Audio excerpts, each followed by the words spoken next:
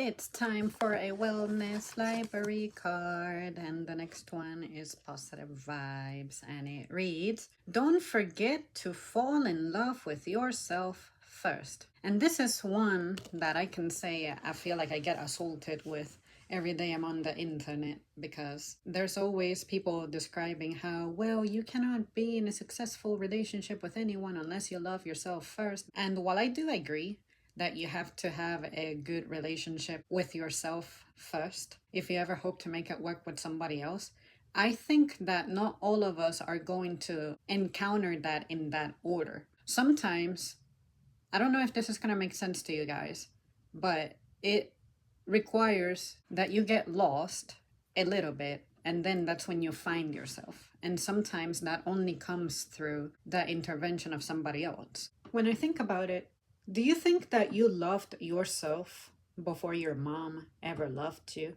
Let's just assume that you were born to a mother or parents who actually loved you and wanted you. Don't try to twist it on me by saying, what about the people who were part of unwanted, blah, blah, blah. Forget about it. Let's just go with the order of how things should be, which is parents inherently love you.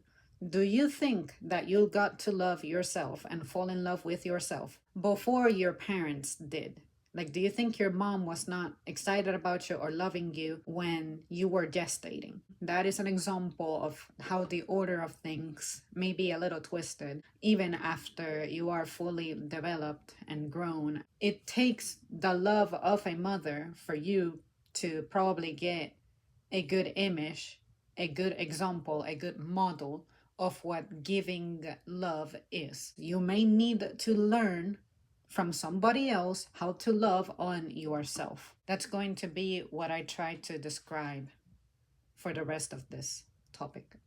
I'm not saying that someone is going to make it work with you or for you and you won't need to work on yourself. What I'm trying to say is that it's possible for someone else to be good at loving you and you're also loving them, but you still may not have concluded your journey with yourself. I feel like that's a never ending task. Sometimes I feel like it's bad to say that you can't possibly make anything work unless you're happy with yourself first or you're loving yourself first, because by that logic, I shouldn't have been able to afford something like a brand new car just because I don't have a college degree or just because I was only working part time. I think that you can achieve great things even if you are not done with the project of self love. And while I do think that having self love is going to make a lot of things simpler, I can also compare it to how my life has been without having much money. Would my life have been simpler if I had money? Yes, but that's not how it started. But just because that's not how it started doesn't mean I haven't been able to make it work. The simplest way I can compare it, I do agree that you have to love yourself no matter what. But I think that it's possible that the order of things won't be you'll love yourself first. Maybe you'll learn to love somebody else, and that other person will love you, and your self issues may bring some problems and cause certain unpleasant things to happen, but it doesn't mean that you're condemned to failure because you don't love yourself first.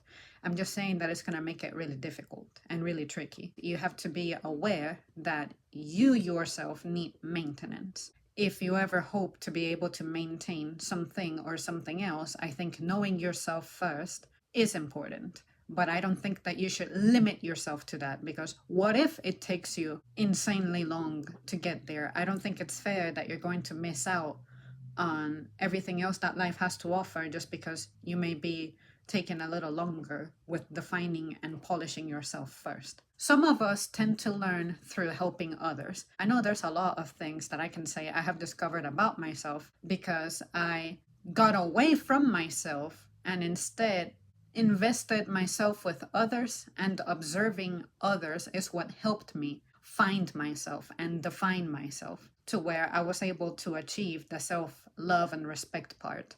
Even though I still feel like I have a long way to go, at least I can say that I have gotten significantly better to where I was when I was a teen and where I was when I was like an early young adult type of thing. So it is a journey that's going to differ for everybody.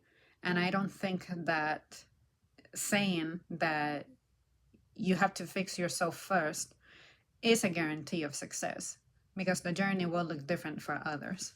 But I will say that you don't want to go too long avoiding yourself and your problems, because you don't want to turn into someone who devoted themselves to others, but you forgot to save yourself.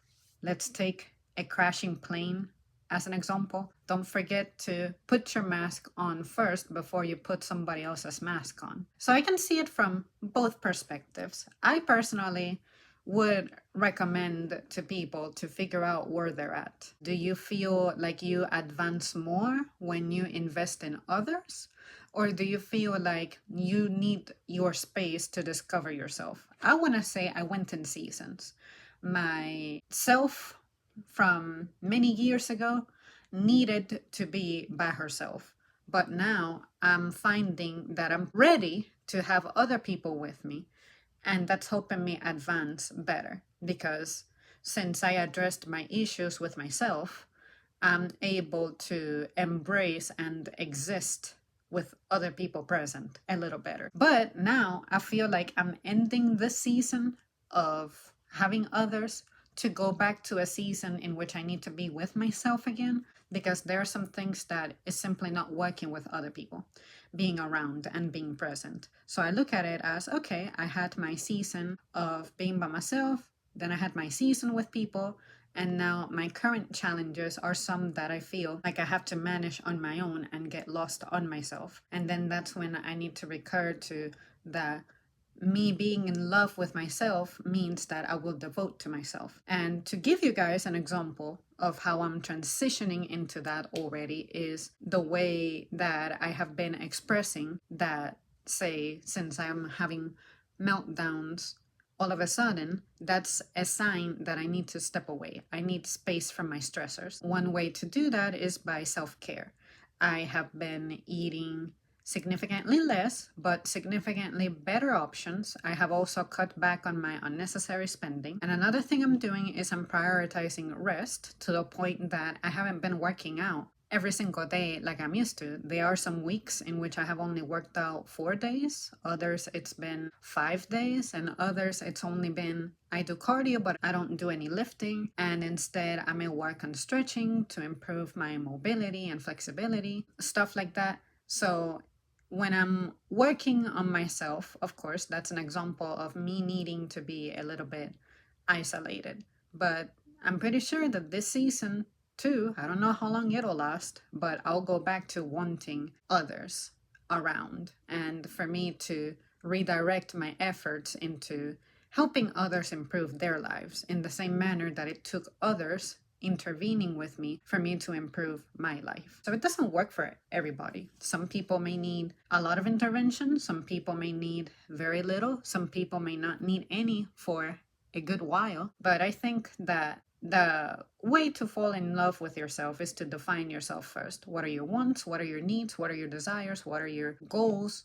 Emotional, physical, all of that. Preferably, you will be able to team up with someone to whom all of your needs are important, but you also got to remember that they too are an individual with their own wants and their needs and their desires. So you just got to pick the way that you're willing to sacrifice yourself, and hopefully they demonstrate the sacrifices they make for you, and that makes it feel balanced. And I think that's the tricky part.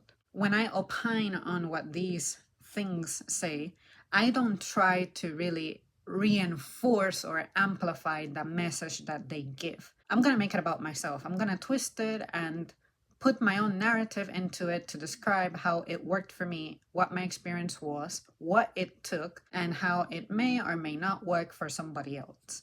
Because I feel like sometimes we want for everything to just be direct, apply what the book says, and it works out for you, and we all know that's not the case. Just so you know, it is possible for your path to look a little different. I think that as long as you're safe and not hurting anyone else, I don't think it should matter how or when you get there. Well, there you guys have it. Thank you so much for tuning in. Let me know your thoughts, and I'll see you soon.